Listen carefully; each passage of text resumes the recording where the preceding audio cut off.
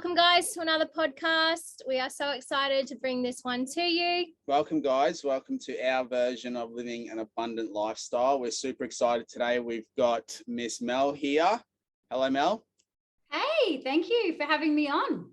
You're welcome. You're welcome. We're super pumped to have you here. And I guess we just wanted to touch on a little bit of your story. And I know you've been in the online space for a few years now, and it's completely restructured your whole life, which is really cool. And, this is why we do this podcast, is to, I guess, educate people how important this space is, how much it can change a life, how much, success people with little to no experience, can have in the online space, can plug into the online space. And as I said, change the whole trajectory of where their life is going compared to a 9 to 5. So bit of an intro for Mel. Mel is currently our business coach. We have spoken about her quite a bit on our podcast already. We have. Mel, please introduce yourself, your story, where you were, where you are now, and where you're heading. Holy. Okay, so I'm Mel Brandt. I am mama to two little girls, Isla and Imani, and we've been in the online space now for approaching 7 years. Starting off in network marketing, I didn't want to be one of those people, so I sat on the sidelines for 5 or 6 months and watched everything unfold in front of my eyes of everyone else doing all the things that I wanted to do, and I didn't know that there was another way of doing business, no matter what it was. To me, it was you work a 9 to 5 and that's just what you do. And if you want to contribute to the household as a new mum, you go back to work. So I dropped my babies to daycare at 6 a.m. and I picked them up at 6 p.m. And that's what life looked like until, like I said, I saw people living this life that I wasn't, and having coffee with their girlfriends and traveling. And I just thought to myself, surely, this can't be real. There's no way surely it can't be real. I sat back for a little while and I didn't dive in just because I was scared, and I'm sure many people listening to this will resonate with that. And then I think it was 5 or 6 months later, and there was one cup of coffee, a photo of a cup of coffee that tipped me over the edge. And I literally said, you know what, I'm in. I don't even know what you do. I have no idea. I did know about the product. I had no idea, but I knew that something in my life needed to change. So that day, my whole entire life changed drastically. And that was, almost 7 years ago now.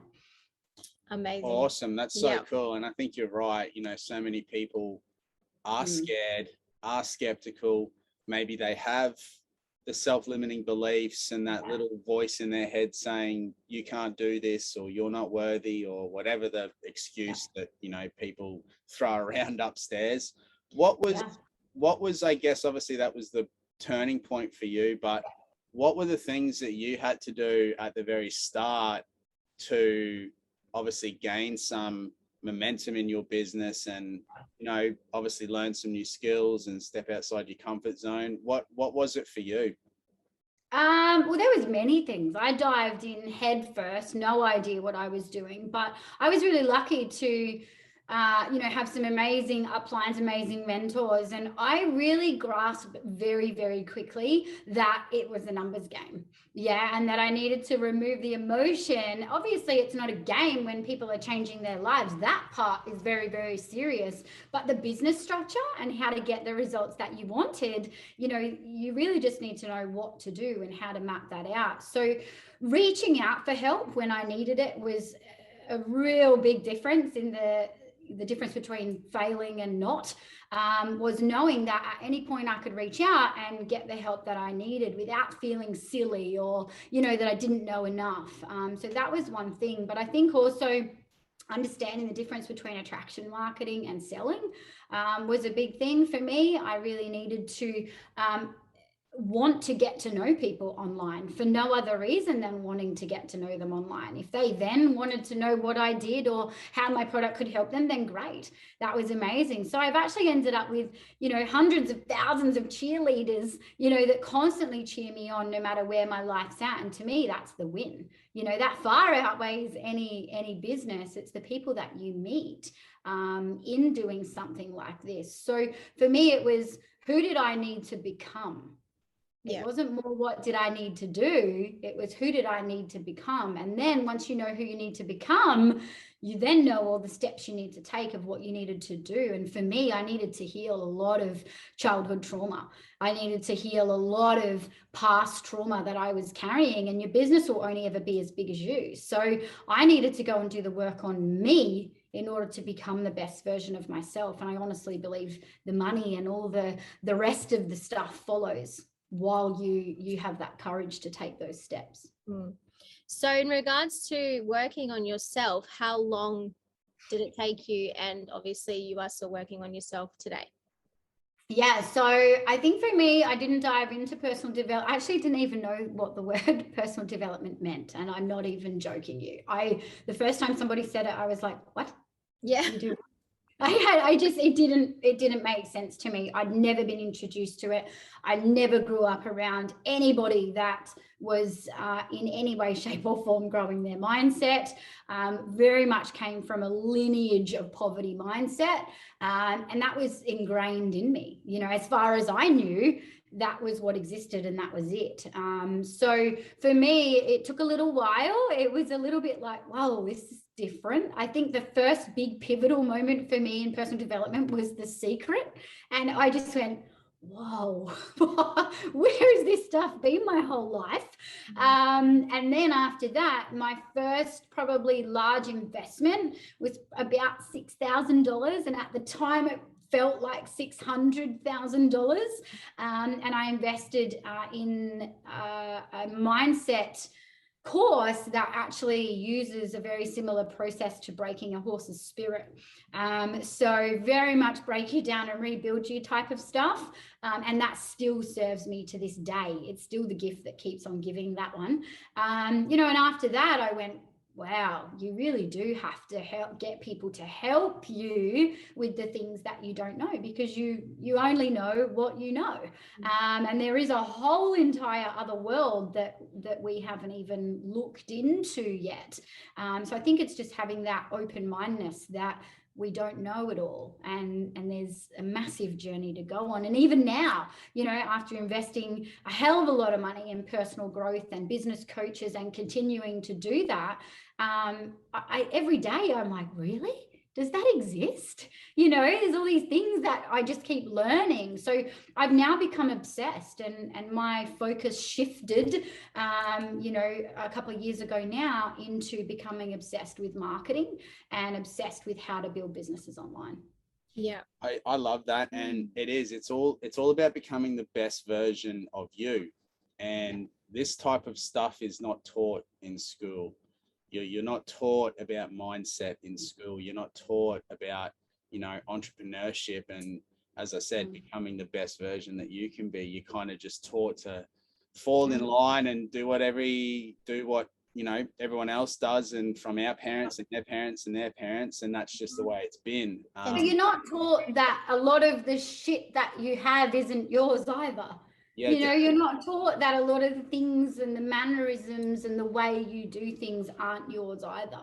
Yeah. And I think once you can remove yourself from that, you're like, oh, I'm not my thoughts, and I'm not this person, and I'm not what my mum said to me 15 years ago, and you can kind of put all that down. And I almost remember the day that I put it down, and it felt like a weight had been lifted off my shoulders, where I was like, oh, now I've broken away from all of that. I can just go and be me. I don't have to try and be this other person, or I don't have to have these identities that aren't mine, that I'm carrying with me. 100%. I love that. I kind of see personal development as stripping you back to a blank canvas, and then you're meant to be. You can rebuild that and structure it however you want, and however fits in with your values and who you are and who you want to be. And think it's so exciting. And, you know, Yeah. just like you said, we've invested so much back into us as well. And, you know, people freak out when, you know, you said you invested $6,000 at one point, and up until now, I bet you that number's a lot more. And it's definitely, for us, we've invested a lot more too. And you kind of have conversations with people and let them know how much you've actually spent on personal development, and their jaws drop. They're like, you spent that much on just that course or that person. But people are okay with going and buying a $60,000 car that depreciates as soon as you turn it on and drive out of the driveway, but they're not okay with 60K back into themselves. That could help them 10x their current income, 20x their current income over the next 3 to 5 years. Which is but that's social conditioning. Yeah, you know, we're conditioned. You buy all the things, and you know, your only task in life is to go to school and then go, you know, into college or whatever, university, and then you get a job if possible out of the university degree that just took another 4 to 6 years out of your life, and then you enter into a job or an industry that you're probably not by this stage lit up to be in, and if you are, you're probably not getting paid what you're actually worth, and then you know what, you do that for 40, 50 years and you retire, and once you retire you're so goddamn tired that you're probably not far off dying after that anyway. So how are you going to enjoy the life that you just created on a budget, I guess you would say. So it's crazy that we're conditioned to think this way, and I've always been called the black sheep. I've always been, you know, you always do things differently, and you're always, you know, standing off to the side from what everyone else is doing. And man, it served me well. It served me incredibly well, is not following the leader. I love that. And especially for me, I have a massive issue with authority. It's kind of, you know, some people have got one chip on their shoulder. I've got the whole fucking bag of chips on my shoulder. But I think it's just been, you know, I looked at people, and I was a people watcher at one point in my life, and growing up and in my teenage years and at school and even, you know, adulthood. And I just looked at people and I'm like, I can't just be like you. I can't just do the same thing that you're doing. And you think that what you're doing is successful. There was some imbalance in me, but now I see it wasn't an imbalance. It was just, I needed to break free. I needed my own vehicle. I needed my own, you know, I guess, group of people around me. And I needed to find someone like Molly that we could take this journey the way that we wanted to, not just follow the herd and in that sheep mentality. It's so true. It's so true. And I think people are starting to slowly wake up, you know, slowly but surely. But, you know, I think there's still this big stigma about the online space is a scam, and, you know, it's not going to work, and it's a pyramid. And, you know, and what I say to people is, you know, well, you know, that pyramid thing that you talk about, I'm at the top of that, and it earns me a shit ton of money, you know, because I can't get through to you that it's not a pyramid. So let's just call it that, shall we? But, you know, I think there's still a lot of very uneducated people that are just fearful. You know, it's not that they actually think that it's a scam. I think that it's just a lot of, you know, education that still needs to happen in the fact that things are changing. And if you can't look at the world right now and see that things are changing before our eyes, and I think a lot of us are still holding on to the when it goes back to normal, which it's never ever going to. The whole entire world has been flipped on its head, you know, in a very, very short amount of time. So to think that we're still going to do business the same, and, you know, the way that our grandparents did business is still the way to do it, would be crazy. And when you say it like that, it even sounds crazy, to think that you would be skull dragging the old ways into the new way of doing things. It doesn't work. Definitely. So 7 years online, what's life like now?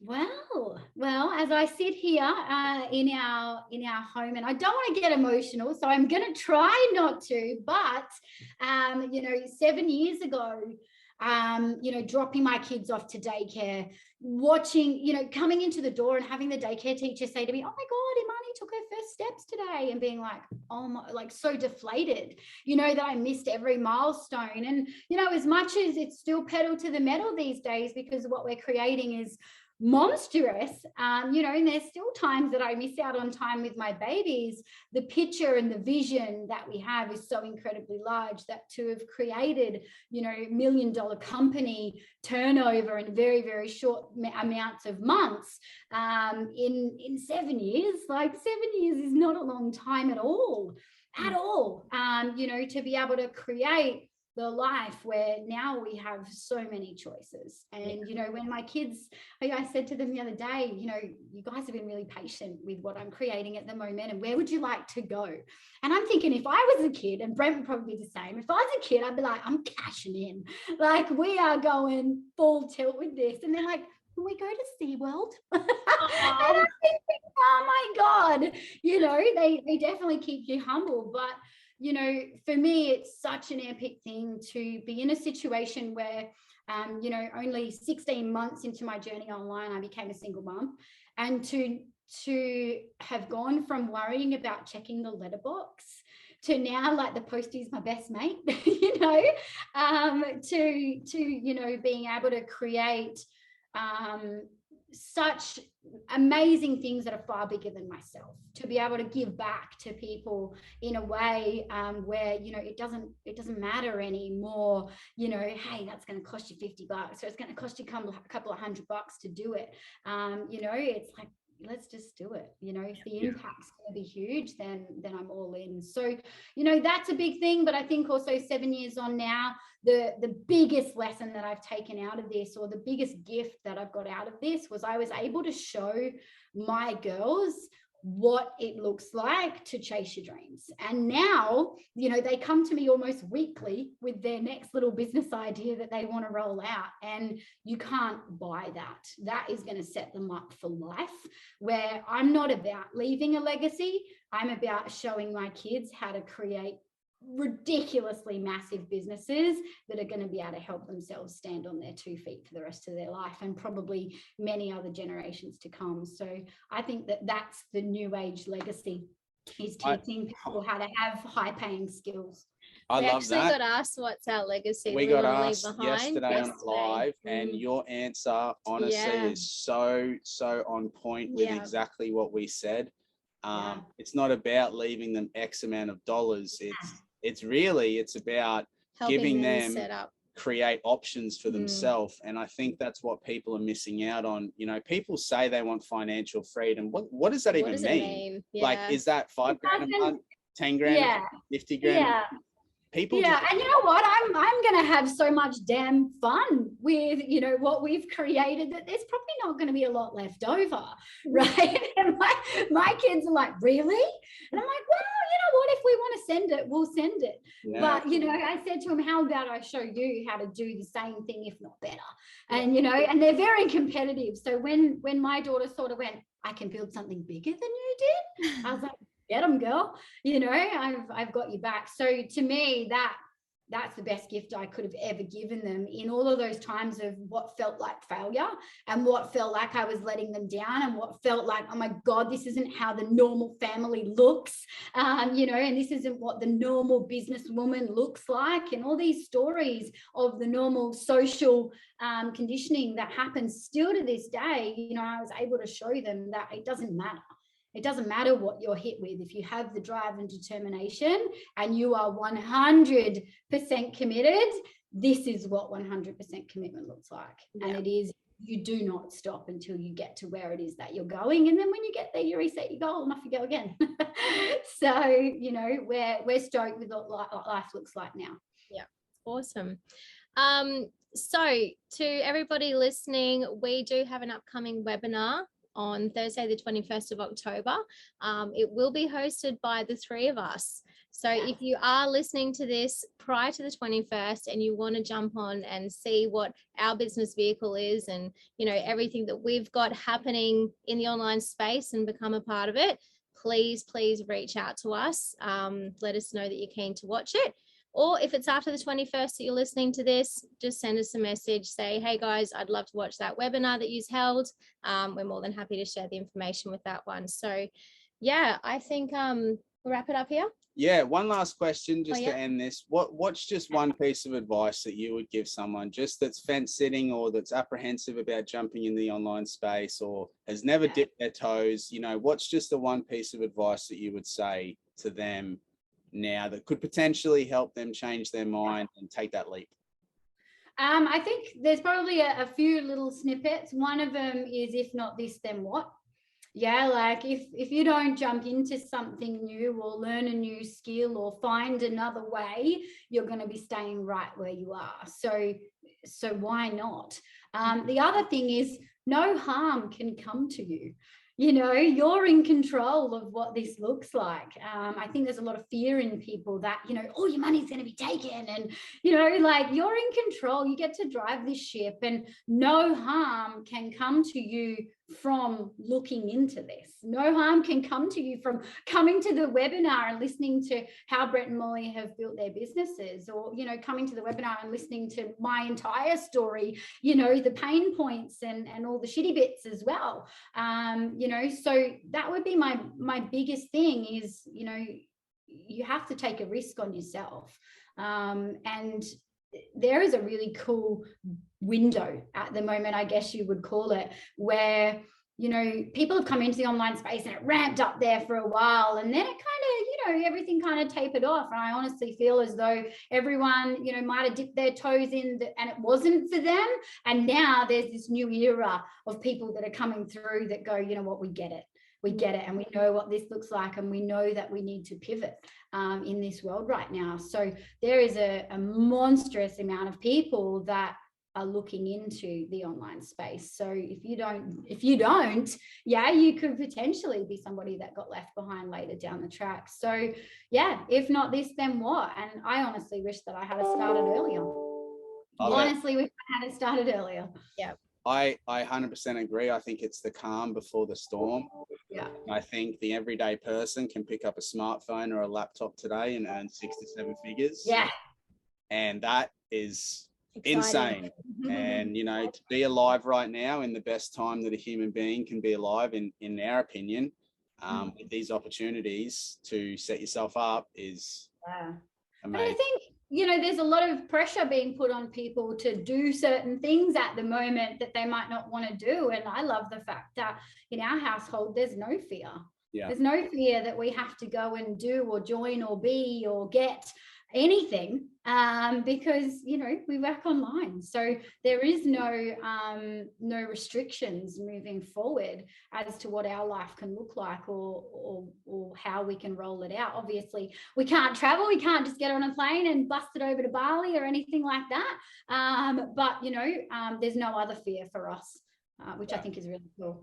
You have options, which the online space can give you that, which is awesome. So thank you very much, Mel. It's been a pleasure having you. Thank you for your insight into everything online. We appreciate you. Thank you, Mel. So much. You're welcome.